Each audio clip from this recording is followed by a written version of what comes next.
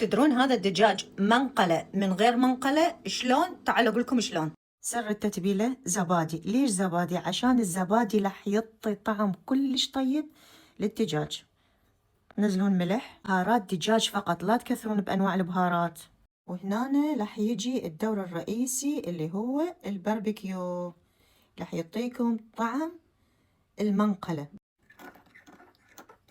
هنا الدجاجة طبعا غاسليها بشكل جيد وحطيناها بالمصفي، نزلت كل المي اللي بيها.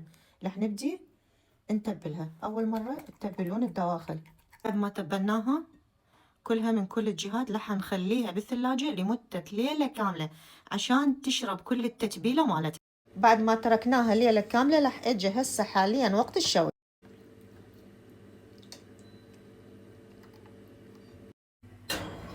حطيناها بالفرن على درجة حرارة 180 لمدة ساعة.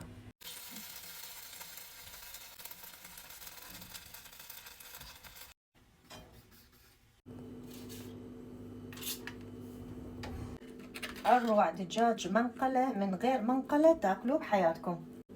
ما شاء الله، شوف الجلد شلون مستوي.